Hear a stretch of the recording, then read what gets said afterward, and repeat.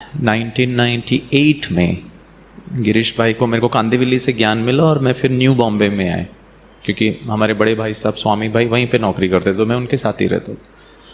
और उस समय का नियम था कि आप क्लास में एंटर करते समय रजिस्टर होता था, कुमारों की लिस्ट अलग, कुमारियों की लिस्ट अलग, माताओं, आपको अटेंडेंस देना पड़ता था। आज तो पता नहीं अटेंडेंस होता नहीं, और आपको लेटर पी अटेंडेंस डालना पड़ता था कि भाई आ गए। और फिर दीदी 30 दिन के बाद बोलेगी इधर आओ गिरीश भाई, 5 दिन एब्सेंट, जवाब देना पड़ता था। वो जवाब ना देने के कारण वो लेटर पी, जैसे कि स्कूल में होता ना, भागो अटेंडेंस, एक जो प्रॉपर स्कूल जैसा होता था ना वैसा होता था। अभी तो बहुत हल्के हो गए हम लोग, लॉकडाउन के बाद तो डबल हल्के हो गए। दीदी घर में सुन लिया 4 बार, आशा दीदी का 1, उषा बहन का 2।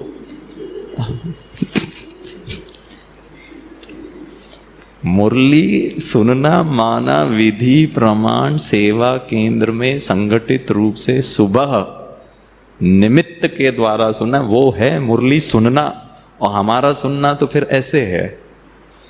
एनीवे, तो जब हम फिर वो क्रोध वर्ष मुक्त था, हर वर्ष एक एक वो था, उसका अलग से एक चार्ट होता था, लिखना पड़ता था। क्रोध किया परसेंटेज में लिखो। और जब मैं लिख रहा हूं तो मैंने स्वामी भाई का भी देखा, इन्होंने 10% ही किया। अरे बाबा मेरा तो 40% गए कम से। वैसे ही हालत खराब होता। और कुछ ऐसे भाई होते थे 0% गुस्सा बिल्कुल नहीं किया, और मेरा 40। अब दीदी तो पूछेंगे क्या कर रहे हैं गिरीश भाई, यही है बस, व्हाइट ड्रेस पहनो, मैं बाबा का बाबा मेरा, और धारणा में ये हालत। बड़ा स्ट्रिक्ट होता था उस समय का। तो अब चार्ट ऐसा नहीं खुद चार्ट भरो, लास्ट में महीने के अंत में दीदी को धीरे से दे दो। हर दिन का दिख रहा है यहाँ चार्ट, और सबको सबका दिख रहा है। उसमें सबसे ज्यादा तकलीफ होती। अगर मेरा और सिर्फ दीदी का ही देखना होता तो फिर भी ठीक है। ये तो पूरी 40 कुमार देख रहे हैं, 40% गुस्सा। उससे तो अच्छा मैं, हमारी कमी कमजोरी जो सबको दिखती है ना, तो बड़ा दुख होता है, हाँ या ना? And it requires guts. तो हमारे चार्ट में 33 कुमार थे, 33 कुमार, और मेरा नंबर 34th, क्योंकि मैं नया कुमार था। रजिस्टर में नाम लिखा गया गिरीश भाई 34th कुमार। और आज की बात नहीं बताता हूँ, आज से करीब 10 साल पहले की बात बताता हूँ। आज तो बहुत ज़्यादा समय हो गया, 10 साल पहले की बात बताता हूँ। वो 33 कुमार में 3 कुमार जीवित, बाकी सबके सब अभी से ही लक्ष्मी नारायण। हम भविष्य में बनने की इतनी घिस घिस कर बन रहे, और ये भाई लोग अभी।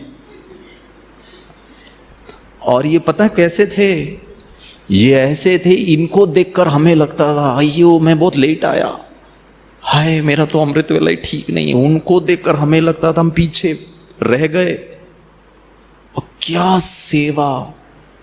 वो मधुबन जाकर 1-1 महीना सेवा करके, शांतिवन में सेवा करके अपना अनुभव सुनाते थे ना, तो हम ऐसे ही देखते थे, मुझे तो कोई अनुभव ही नहीं हो रहा अभी तक। ऐसे बाबा ने ऐसे किया, बाबा मैं सूक्ष्म वतन गया, परम धाम में बाबा ने मेरे को ये दिखाया, ऐसे किरणें आई फिर ऐसे गई।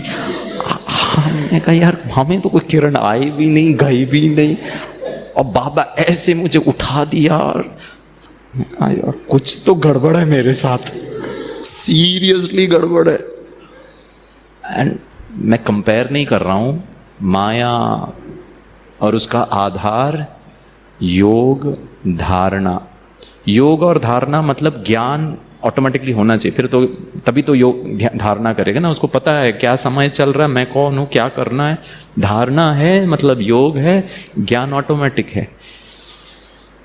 2 सब्जेक्ट्स बहुत स्ट्रांग होना चाहिए। विशेष कुमार वैसे तो सबको होना चाहिए, क्योंकि हम फ्री हैं, क्योंकि हमको शक्ति है, क्योंकि हमारा मन फ्रेश है, क्योंकि हम कहीं एंगेज नहीं है, क्योंकि हमको कोई जिम्मेवारी नहीं है।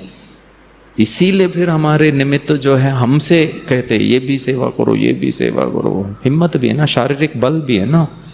लेकिन अगर सिर्फ सेवा ही हमारे ब्राह्मण जीवन का मैक्सिमम टाइम कंज्यूम कर रहा है,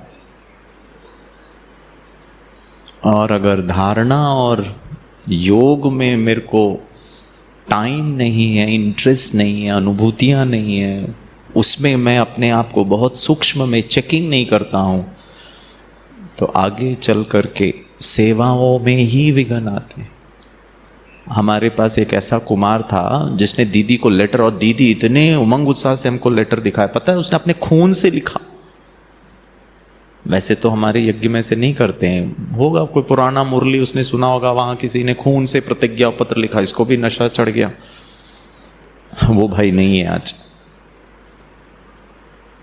और उनको देखकर हमें लगता था क्या इनका उमंग उत्साह है।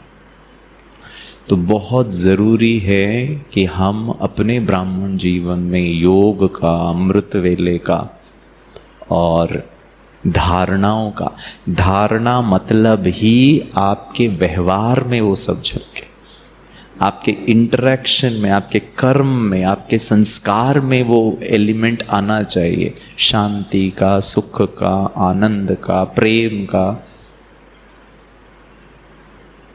तो कुमार कुमारी जीवन वैसे तो बहुत भाग्यशाली जीवन, क्योंकि हमारे में कॉम्प्लेक्सिटी अभी आया ही नहीं है, लेकिन सूक्ष्म रीति से अगर मेरा सर्व संबंध बाबा के साथ नहीं है, और इसीलिए बाबा ने मुरली में कहा हिम्मत का पहला कदम बाबा के बने, और हिम्मत का पहला कदम माना संपूर्ण समर्पणता। इसीलिए ब्रह्मा बाबा पद्मा पदम भाग्य का अनुभूति करता था, क्योंकि उसने एक झटके